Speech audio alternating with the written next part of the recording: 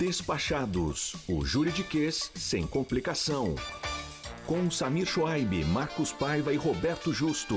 Apresentação, Karen Bravo. Olá, está no ar mais um episódio do Despachados, o juridiquês sem complicação. E agora, além de podcast, nós somos videocast. Então você pode assistir os nossos episódios nas plataformas. E ao meu lado, como sempre, muito bem acompanhados, os advogados Marcos Paiva, Samir Shoaib. Bom dia, boa tarde, boa noite. Muito obrigado. E hoje nós vamos falar sobre liberdade de expressão e seus limites nas redes sociais, né? Até onde, até que ponto a gente pode falar ou não, expressar a nossa opinião. Tema bem polêmico. Polêmico, né? Que ganhou força depois das eleições americanas, com a vitória de Donald Trump. E aí com todos os chefões das Big Techs ao lado dele, né? Todo mundo apoiando o Donald Trump. E enfim, vamos ver o que vai dar. Por isso que a gente hoje aqui tem um convidado especial, Vitor Del Vecchio, né? Muito prazer, obrigada pela presença aqui no Despachados. Obrigado, Karen, Samir Paiva, pessoal que nos acompanha. Acho que esse tema ele não podia ser mais urgente para a gente discutir aqui hoje, então assunto não vai faltar. Doutor Vitor, ele é advogado e mestre em Direito Internacional pela USP, vai participar aqui com a gente desse debate. Infelizmente, o nosso terceiro integrante, Roberto Justo, que é o terceiro advogado aqui do Despachados, não está presente, mas enfim, estará com a gente aqui no próximo. Ele não conseguiu sair do salão a tempo. Quando a gente falou que era vídeo, ele resolveu... Eu entendo. Hoje é a estreia, né, um dos primeiros programas de vídeo, ele está tímido. Ele está tímido.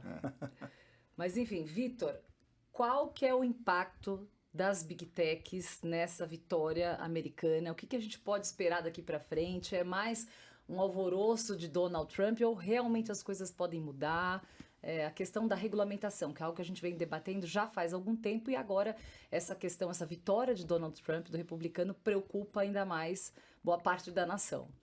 Karen, é muito interessante, eu ouvi ontem uma expressão que chama Tech Bros, que seria mais ou menos assim, os amigos das techs, que é como esses bilionários que estão à frente dessas grandes empresas de tecnologia têm sido referidos justamente por estarem praticamente dentro, né, e no caso do Musk, dentro do governo Trump, direcionando não só a política de Estado norte-americana, mas a gente pode também pensar antes dessas eleições o quanto as redes sociais já vêm moldando eleições e governos no mundo inteiro. E acho que mais do que isso, moldando sociedades, né? Então, eu entendo que hoje a gente não pode pensar a sociedade moderna sem pensar no ambiente digital e sem pensar nessa interação que ela tem com a política do mundo real.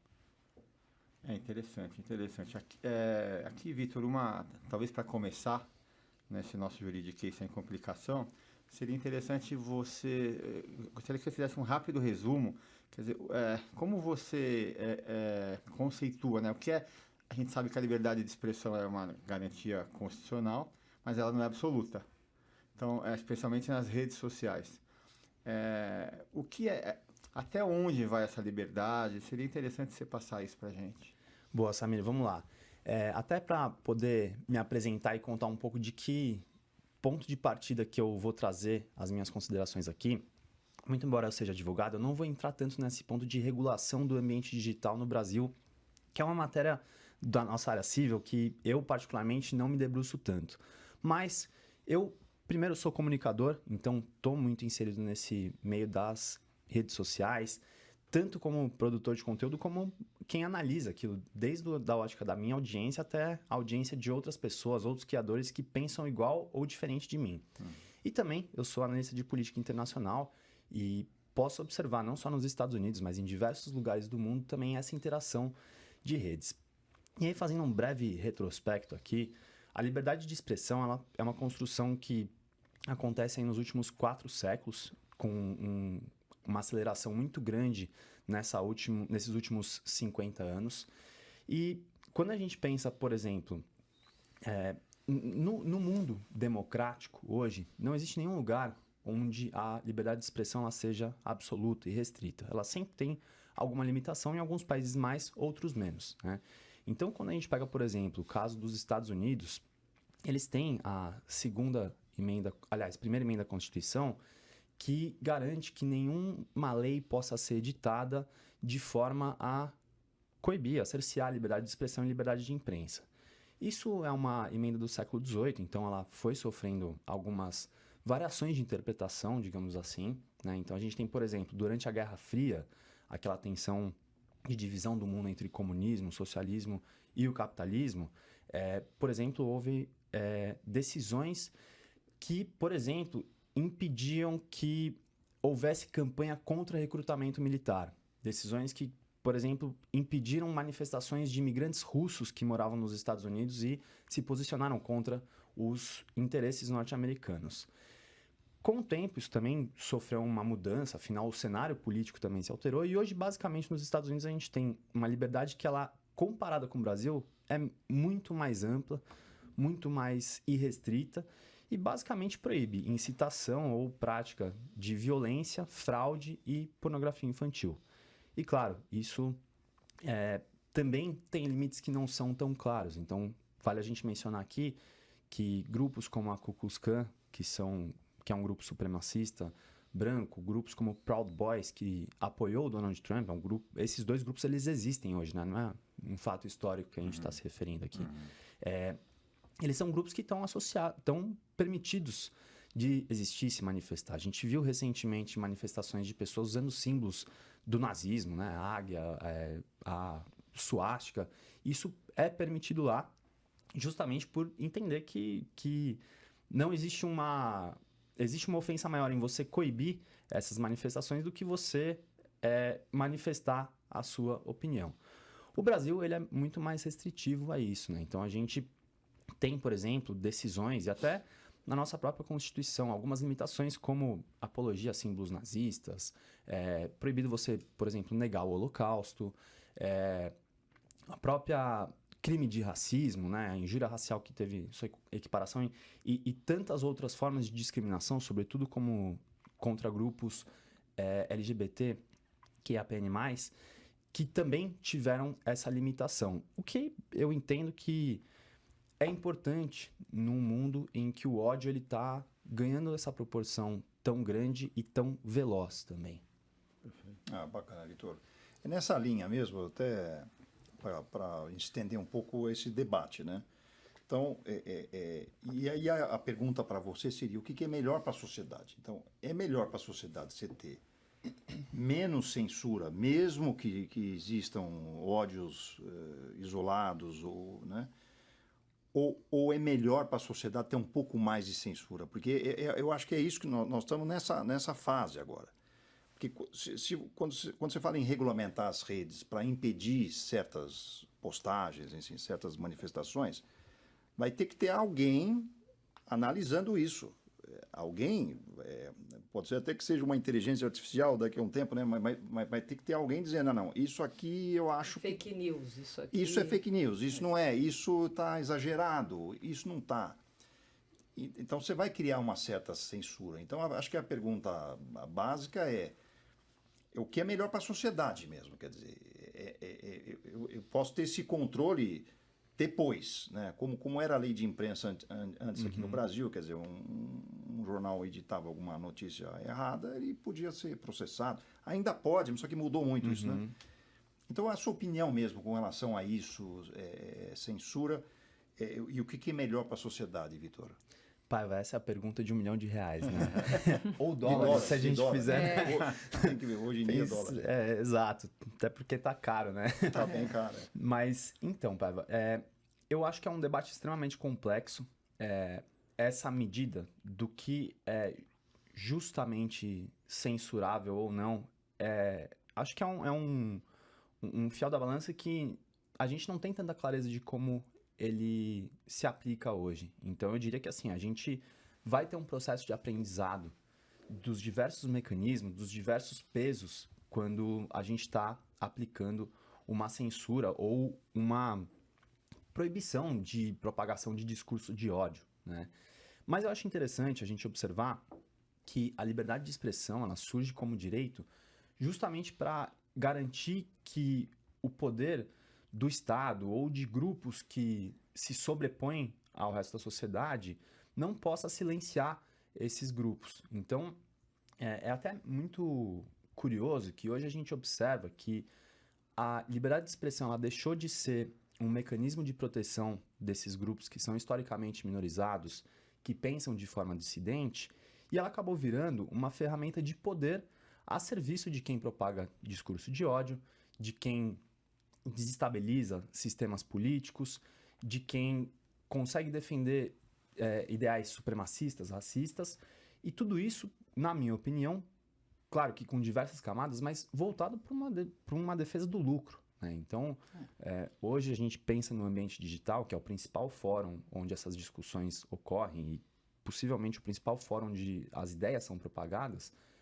Eu entendo que essas big techs, elas não estão necessariamente definindo uma corrente ideológica que faz mais sentido na cabeça das pessoas. Eu acho que elas, no fim do dia, elas estão pensando em lucro.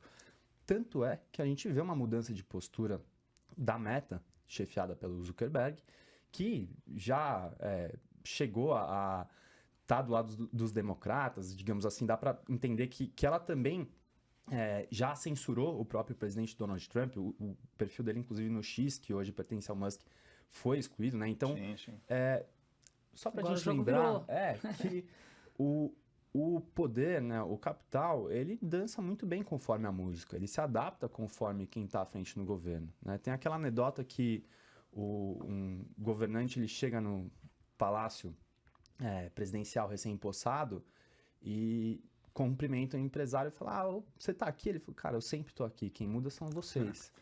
Né? Então, eu acho que isso mostra pra gente que esses grupos eles estão conforme a conveniência do ganho de poder, do ganho de dinheiro, que lhes faz sentido. Né? E hoje a música é botada pelo Donald Trump, que a gente sabe tem esse perfil muito verborrágico, um pouco assim, fora dessa política tradicional que a gente viu sendo construída. Talvez assim, até posso dizer, muito distante das boas práticas da diplomacia de defesa dos direitos humanos.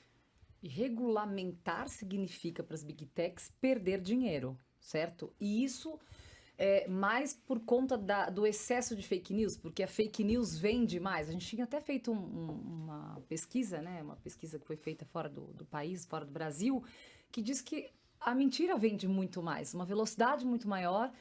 E as pessoas consomem. Agora, por quê, né? Quando que... E assim, e se houvesse, né, realmente a necessidade, olha, vai ser obrigatória agora a regulamentação das big techs, será que elas estariam devidamente preparadas para fazer, para cercear o que é verdade, o que é mentira? E como seria? E como seria isso, né? Como que você vai colocar o que é certo e o que é errado, quais os limites? Há uma linha muito tênue, como você colocou agora há pouco, e a questão que eu acho que pega aí é a questão do lucro, que você colocou. Regulamentar é perder dinheiro. Estou totalmente de acordo com você, Karen. Acho que regulamentar é perder dinheiro por dois motivos. Primeiro, que você controlar esse ambiente digital requer investimento. Requer investimento em programas, em pessoal, em políticas, né? É uma estrutura que você demanda da empresa para ela se dedicar a isso e não é uma tarefa fácil. A gente também não pode ser simplista aqui em dizer que é uma mera questão de decisão econômica, porque também existe um investimento em pesquisa e aprendizado nesse sentido. E existe um outro ponto que os discursos inflamados e muitas vezes voltados para o ódio, eles chegam mais longe, eles movem mais mentes e corações. Né? E é isso, né? Mais emoções, né? Exato, né? Pro bem ou pro mal, né? Quem não conhece uma pessoa que nos últimos anos virou a doida da internet, vai lá e fica compartilhando um monte de coisa de diversos espectros políticos, né? E consumindo aquilo. Esse é o cliente perfeito para as big techs. Porque, independente de opinião política, ele é aquela pessoa que engaja, que está ali mais tempo na rede, que está propagando conteúdos. E, claro, nesse meio tempo ele vai vendo anúncio, ele vai passando mais tempo de tela. Enfim, as diversas formas que esses grupos têm de monetizar. E, no fim, a gente volta para aquilo que a gente comentou, que é sobre dinheiro, né? Essas big techs, elas querem grana. É isso. Exatamente. E a velocidade, a informação falsa, ela vende muito mais. As pessoas consomem isso. E elas têm, e as bolhas, né? Elas têm uma tendência de seguir aquilo que elas acreditam. Então, se vai alguém e fala o que ela acredita, o que ela acha que é certo, Isso propaga isso também. propaga, Total. e aí ela acaba seguindo, só fala, esse aqui eu não vou seguir porque ele não fala a minha língua, eu não penso assim como ele. Então, ele vem e traz uma verdade que para ele não é interessante. Tem isso. Tem isso, né? Karen, se você me permite, eu queria trazer um dado aqui. Tem um pesquisador que chama Davi Nemer, ele é uma das autoridades em ambiente digital, autor do livro Tecnologia do Oprimido. E ele me trouxe um dado uma vez que a notícia falsa, ela se propaga 5 a 6 vezes, se eu não me engano, ou acho que é 5 vezes mais rápido do que a notícia que desmente a notícia falsa. Então, assim, a gente está numa conta que nunca vai chegar àquela verdade que vem corrigir uma notícia falsa, ela nunca vai chegar tão longe quanto a notícia falsa que chegou. E é por isso que a gente tem vários absurdos que hoje são propagados e cada vez mais tidos como verdade para grupos que, por exemplo, como a negação do Holocausto, né? Que é um fato histórico amplamente documentado, mas que a gente tem visto um crescimento de grupos que têm negado ele cada vez mais. Tem a questão da emendas PIX também, que é um exemplo que a gente pode trazer de uma notícia recente que cresceu. Iam taxar Exatamente. Foi um erro de comunicação. Foi erro de comunicação, né? Mas exageraram, né? Que foi, assim, um tiro no pé do governo atual. A propagação é muito rápida e depois você não corre Agora, atrás. Vitor, só mudando um pouco de lado aqui, a questão é a seguinte, a grande imprensa, né? O que a gente percebe, isso aí, com todo respeito à Karen, né? Mas alguns setores da grande imprensa, eles estão nessa luta contra, né, a questão da liberdade de expressão absoluta, né, nas redes, talvez defendendo interesses pessoais, né? Interesse delas, né? Você acha que existe isso? Quer dizer, a imprensa, a grande imprensa tradicional, né? Você acha que existe um pouco de má vontade da grande imprensa contra as redes sociais em função... Porque tem muita gente que agora lê notícia através de rede social, não vê mais o Jornal Nacional. A nova geração. O da TV Cultura vê. Isso o pessoal vê. O Jornal da Cultura ninguém deixou de ver. Mas o Jornal Nacional, o pessoal já não... Será que tem um pouco disso também, Vitor? Paiva, é muito interessante, né? A gente vê um cenário em que a mídia tradicional está com certeza perdendo espaço, seja para redes sociais. Inclusive tem uma pesquisa, se eu não me engano, de Oxford com uma organização não governamental, que eu não vou me lembrar agora, que mostra, talvez a BBC, bom, enfim, que mostra que hoje a maior parte da população no mundo consome informação através de redes sociais. Então a TV ela já não é o principal veículo, né? TV, rádio, Sim. enfim. Claro, a gente tem também aí os streamings, né? Então, que vem concorrer com isso, e as TVs aos poucos estão se adaptando a isso também. E eu acho que a gente tem dois lados nisso, né? Um deles é que, assim, a gente quebra essa hegemonia de um conteúdo muitas vezes enlatado que chegava pra gente, né? Então, acho que eu sou da geração que não é nativa digital. Então, eu lembro de que eu tava na TV e aí eu passava lá o domingo com a minha família, a gente ia vendo o que tava na programação, não o que a gente escolhia consumir, né? Sim. E não tinha até tantos canais ainda. Exato. Não tinham tantos canais. No né? meio daquilo você era obrigado a assistir todo o conteúdo e nossa filtrar época, só. Na dele já tinha. Na nossa época não tinha muitos canais. O canal 4, 5. E também, assim, uma dificuldade muito grande de você ter mídias independentes e talvez que trouxessem um ponto de vista divergente daquele que estava posto nessa hegemonia. Então, assim, acho que um lado muito positivo é que hoje a gente pode consumir conteúdos, por exemplo, de produtores que falam de uma linguagem ou de um jeito, de um assunto que a gente quer ouvir, né, que nos ensinam sobre determinados assuntos que às vezes você não veria, né? Eu mesmo trabalho muito, por exemplo, com o meio ambiente. Nossa, eu sigo muita gente que fala sobre isso. Exato. Né? E é um assunto que não está toda hora na TV. Né? Agora, cada vez mais, né? No Jornal da Cultura, sim. Ó, o meio ambiente está lá sempre presente. Ótimo saber. O pai vai ver todo dia. O pai vai todo dia. Mas, ao mesmo tempo, existe um grande problema que é justamente essa liberdade, ela permitir conteúdos que não têm uma checagem devida, que propagam ódio, né? Então, assim, eu entendo que a mídia tradicional ela tem um espaço muito importante, um papel muito importante de manter uma produção de conhecimento que passe por checagem de fatos, pelo respeito a esses limites impostos à liberdade de expressão e liberdade de imprensa, né? E talvez até balizar o que é o padrão ouro dessa produção de informação. Não por acaso, ela é tão desacreditada por grupos que surfam na desinformação e no discurso de ódio. Então, hoje a gente vê que tem grupos que justamente colocam a mídia tradicional como aquela que é produtora do conhecimento inverídico, de agendas globalistas, enfim, esses delírios que fazem sentido numa ótica de quem quer surfar na desinformação, né? Então, assim, eu acho que esse é um processo que está sendo de aprendizado também para a mídia tradicional, que está entendendo como ela ocupa também o ambiente digital, né? Então, hoje, assim, a gente vê também cada vez mais jornalistas ocupando esses espaços, as TVs produzindo conteúdo com perfis dos próprios jornalistas, né? Isso virou uma tendência porque eles estavam perdendo espaço nesse modelo tradicional.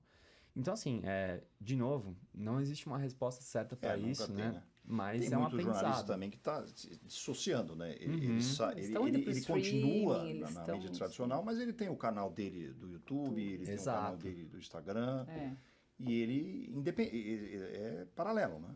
Exato, e num cenário bom isso é excelente, né? Porque daí a gente consegue também voltar nosso consumo de conhecimento para aquilo que mais faz sentido para nós.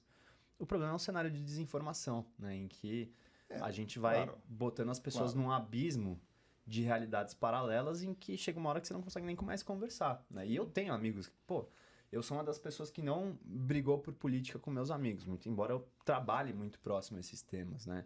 Mas assim, eu convivo com muita gente que eu chego assim, eu falo, cara, te amo porque a gente se conhece desde que eu tenho sei lá quantos anos. Porque olha, se eu tivesse que virar seu amigo hoje, ia ser manda difícil. Mais pelo WhatsApp. Vamos separar esse assunto, Exato. Ou ele manda e eu tenho que levar na brincadeira. Eu falei, isso aí mesmo, não, beleza, sabe? Agora, Vitor, você sabe que a gente está falando que o Brasil está anos-luz atrás de alguns países do mundo, né? Agora, as leis internacionais, elas são eficazes já para regular as plataformas digitais ou ainda estão no escuro, como a gente, assim? Como é que está a evolução disso fora do Brasil? É realmente melhor que aqui? Karen, na verdade, eu diria que o Brasil ele tem um movimento de regulação da liberdade de expressão até muito melhor que, por exemplo, os Estados Unidos, né? Felizmente, a gente não é um país que permite que alguém saia com uma suástica na rua para manifestar seus ideais políticos, em outras palavras, ante alguns grupos, né? E, enfim, tudo que um nazismo, por exemplo, significa. Mas jogando agora para a esfera internacional, a gente está muito devagar na regulação de um ambiente digital frente ao problema que isso representa. Então, assim, a gente tem marcos, por exemplo, na União Europeia, que inclusive são tidos como modelos de sucesso dentro daquilo que está sendo possível, mas, assim, a gente hoje não só vive um cenário em que não existe uma regulação que consiga se impor a todos os países, a todo o ambiente digital, mas também a gente tem um enfraquecimento desse sistema internacional de instituições e de normas que regula a relação entre os países e companhias, grupos econômicos, etc. Então, assim, é aquilo que a gente chama de crise do multilateralismo, né? Multilateralismo basicamente são esses espaços onde os países sentam nas mesas para conversar e resolver problemas comuns da humanidade. E hoje, mais do que nunca, isso está agonizando. A gente tem o Trump, que é o maior financiador, país mais financiador da OMS, saindo da OMS. A gente tem a ONU paralisada frente a conflitos brutais. Como aliás, qual nação hoje em dia que respeita algum prazo da ONU? Né? Pois é. A ONU perdeu um pouco. Existe essa crise de legitimidade, de capacidade de ação. Então, hoje, esse movimento da gente ter ambientes unificados com decisões que são acatadas por todos, ele tem se enfraquecido. O que a gente tem visto é que os países começam a se nichar onde existem interesses comuns. Então, a gente vê esse momento de desglobalização, inclusive em cadeias de produção e no conhecimento, nas normas, isso também começa a existir. Então, assim, eu diria que a gente está distante de ter uma solução comum para a humanidade em termos de normas para regulação de ambiente digital, de liberdade de expressão. Isso é algo ainda muito distante. Acho que a gente está naquela fase de ter modelos de sucesso em determinados lugares para começar a pensar em mais países adotarem isso. Até porque tem um subjetivismo aí que é muito difícil de você dizer o que é realmente uma infração, um crime, uma discriminação, e o que é uma piada, o que é uma crítica do que é uma mentira. Então, esse subjetivismo, alguém, como o Paiva falou, alguém tem que analisar e falar isso aqui é mentira ou isso aqui é discriminação. A pessoa escreve alguma coisa ali, que às vezes o objetivo era outro, ele se sente censurado por ter aquele conteúdo apagado. Exatamente. Isso é muito difícil, Isso né? é muito difícil de regular, né? O que é realmente... a pessoa que julga, ela pode ter o seu viés.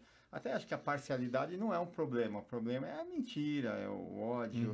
Eu posso até ter um lado, mas eu tenho que saudável não mentir. que tenha, né, Samir? Exato, mas eu tenho que retratar a realidade sobre a minha ótica. A partir do momento que eu minto, que eu discrimino, que eu dissemino ódio, é um outro... E alguém vai ter que julgar. Alguém vai ter que dizer. Claro. Vai dizer que aquilo foi ódio, né? Agora, e aí, desculpe, Karim. E aí aquela questão do timing mesmo, né? Porque você não pode, se você fizer isso antes, quer dizer, se você controlar antes, você já está censurando prévia, né? antes de saber o que a pessoa postaria, né? Exato. Se você fizer depois, é impraticável também, porque a rede social tem milhões e milhões de seguidores, né? Como é que você faria? Se espalha isso? muito rápido, né? Se espalha muito rápido, então, de novo, é um problema muito complicado, cara. Já existem até, não, agora complementando essa sua fala, existem alguns mecanismos já para você não distribuir determinados conteúdos de uma forma tão veloz, não é isso? Quando você vai compartilhar alguma coisa no WhatsApp, por exemplo, você só pode mandar para no máximo 5 pessoas, não tem Quando é algo... uma mensagem frequentemente encaminhada, né? Acho que as pessoas já estão começando a pensar nisso. E qual seria, Vitor, na sua ideia, assim, a possibilidade de nós criarmos leis específicas? Isso poderia, de repente, dar conta do recado, dessa regulamentação? A gente ainda está muito longe disso acontecer? Karen, eu acho que a gente está longe, mas é um caminho que a gente não pode optar por não seguir, né? A gente tem que pensar em alguma regulamentação para o ambiente digital, né? E até acho que o Samir trouxe aqui essa dificuldade de você fazer um julgamento, né? E eu trago aqui como exemplo que o Brasil hoje ele permite que a pessoa seja indenizada moral e materialmente por danos morais e materiais decorrentes, por exemplo, de uma notícia falsa, enfim, né? Só que isso depende do tempo da justiça, do acesso à justiça, né?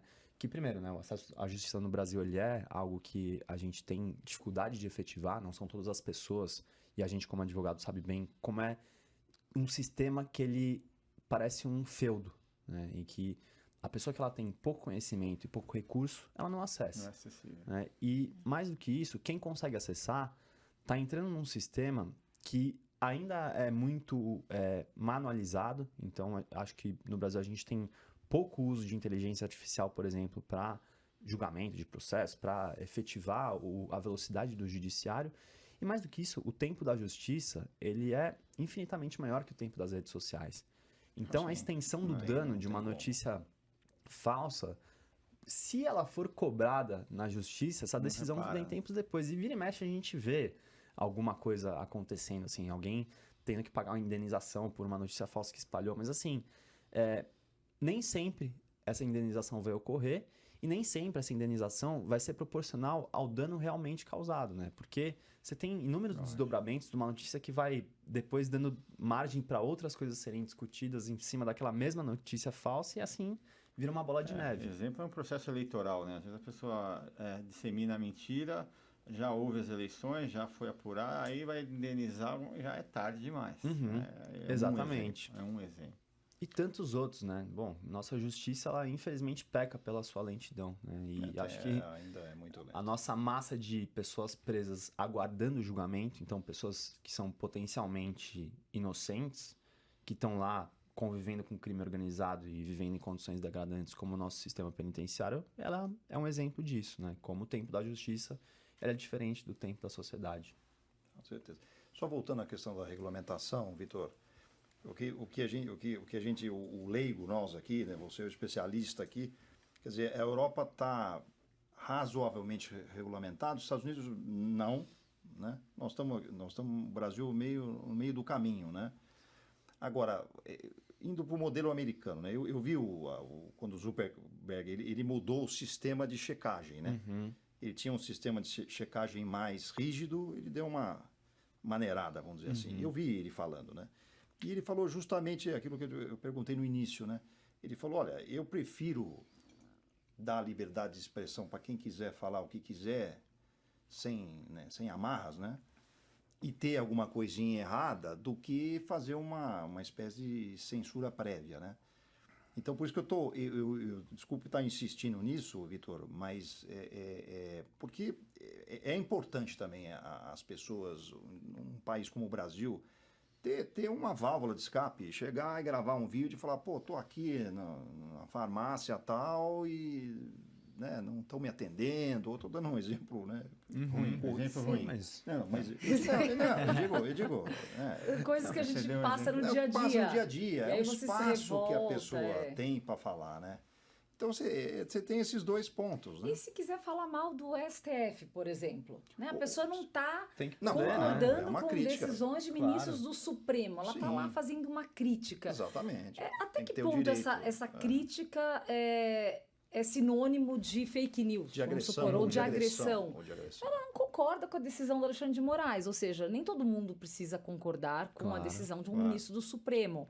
Então, é essa linha tênue que eu acho que a gente está falando. Exato. Né? É difícil mesmo. Por que a pessoa não pode falar mal de um ministro supremo? Óbvio que, enfim, tem gente que se com respeito, sem cometer ali, falar alguma coisa mentirosa, mas ela também deveria ter o direito de manifestar o seu repúdio a qualquer decisão.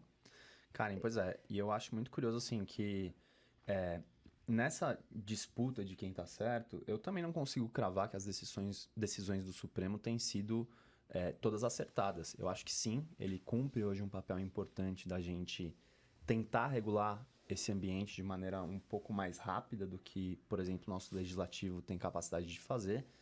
Mas, ao mesmo tempo, a gente vê procedimentos que são, sim, autoritários ou beirando isso. Né? Então, abusivos, né? Exato. Então, assim, eu acho que, de novo, a gente volta para aquela pergunta do Paiva, de qual é o equilíbrio perfeito nisso, né? Exato. E acho que essa questão da liberdade de expressão com as redes sociais hoje, ela vai ser, assim como grandes eventos que ensejaram decisão e regulamentação na história da humanidade. A gente vai acertar e errar muito nesse processo, vai ter extensos debates em torno disso e é assim que tem que acontecer. A gente tem que entender que esse é um processo que a gente tem que atravessar, tem que fazer esses testes e, claro, aí eu reitero que a gente tem que ter estudos, investir em ciência para a gente poder analisar esses dados, investir, inclusive, não só do ponto de vista mais das ciências exatas, mas assim, investir em ciências humanas que ajudem a gente a pensar e compreender tudo isso, né?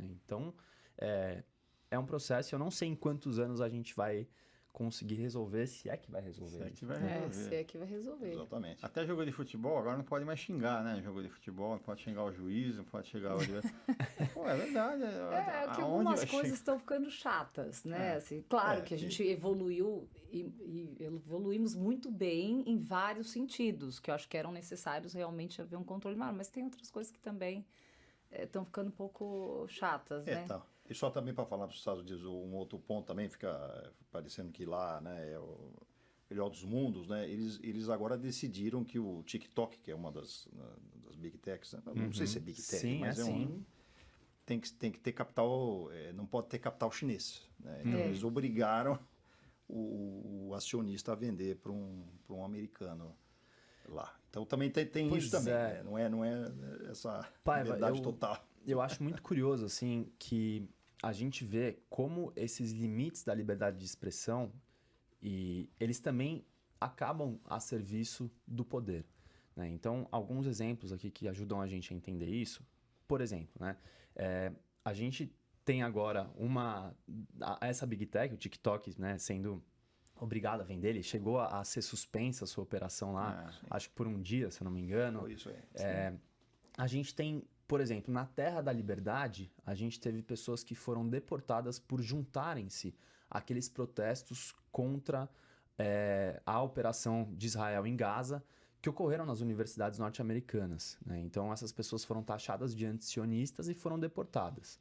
A gente tem um estudo de uma organização que chama PEN America, que mostrou que entre 2023 a 2024, mais de 10 mil livros foram proibidos nos Estados Unidos, né? Olha só. Isso não foi feito pelo governo federal, mas os Estados Unidos eles têm um sistema federalista que garante uma certa autonomia aos estados, maior que aqui no Brasil, em que os estados mais conservadores conseguiram ceifar esses livros, né? Então, assim, é curioso, né? Porque é o país da liberdade, mas a gente vê esses comportamentos que estão mais parecidos com aqueles países que entram no nosso repertório mais como a demonstração do cerceamento de liberdades. Então, sei lá, se fosse no Irã, no Afeganistão, essa talvez fosse uma notícia comum, mas nos Estados Unidos, porque a gente tem esse ideário do país livre, né? Essa notícia, ela espanta.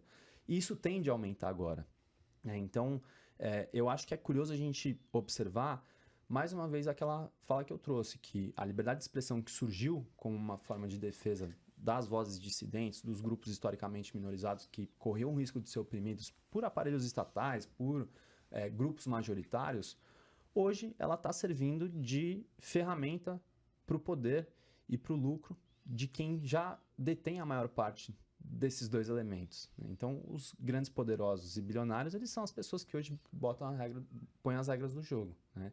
Não nos esqueçamos, o Donald Trump, ele é um bilionário, não sei se bilionário, né? Mas ele é uma pessoa muito rica também, que vem do meio empresarial e que detém também um controle de mídia muito grande, né? Ele foi um apresentador de TV, né? Enfim. Então, acho que isso nos ajuda a entender assim, uma certa subversão desse discurso da liberdade de expressão irrestrita para atender a interesses de poderosos. E a pessoa, agora uma pergunta completamente aqui como leiga, a pessoa que se sente, escreveu alguma coisa e teve aquele pensamento dela apagado, isso tem acontecido com frequência, pessoas comuns, e quem que ela procura caso ela se sinta censurada, né, ou injustiçada? Karen, a minha experiência de redes é o seguinte, a gente teve, acho que, se eu não me engano, o Paiva, ou também não lembro agora, comentaram que teve uma mudança da forma como o conteúdo ele vai ser censurado ou não nas plataformas da Meta, né? Então, hoje isso se flexibilizou muito. Existe assim uma tendência à propagação de mais conteúdos políticos e que antes não era assim. Eles então desaceleravam assim o algoritmo quando era um conteúdo político. E hoje existe também aquela forma de checagem que é notas da comunidade. Então, quando tem uma informação lá, a comunidade, ou seja, os próprios internautas, eles podem ir adicionando comentários naquilo ou para contraditar ou para confirmar aquela informação. O que é um sistema que tende a ser democrático, mas assim, às vezes ele pode só refletir o que uma bolha determinada está ali incidindo, né? E aí, respondendo diretamente aqui a sua pergunta, hoje o controle do conteúdo ele diminuiu bastante nas plataformas da Meta e no X, né? O X ele sempre foi bem liberal nesse sentido, até num sentido muito ruim de propagar, por exemplo, pedofilia infantil, né? Hoje, pela minha experiência, o TikTok é a que tem o controle mais rígido. E ao passo que a Meta, que é o Instagram, o Facebook, eles estão bem mais relaxados. E o Twitter, o atual X, antigo Twitter, ele é o mais sem controle desses todos. É isso. Vocês têm mais alguma dúvida? Bem interessante. Acho que é uma discussão longa e sem resposta, né, nesse momento. Sem respostas. Estamos no meio do caminho, né? Estamos no bem, meio do caminho. O que aumenta a necessidade da gente discutir isso, né? Então, acho que a gente trazer isso a debate é uma forma da gente poder confrontar ideias e formar opiniões. Bom, então, nós conversamos aqui com Vitor Del Vecchio, advogado e mestre em Direito Internacional pela USP. Muito obrigada pela sua presença aqui no Despachados. Até uma próxima oportunidade. Valeu, Karen, Samir, Paiva. Obrigado, Vitor. E nós esperamos por vocês no próximo episódio do Despachados. Até lá.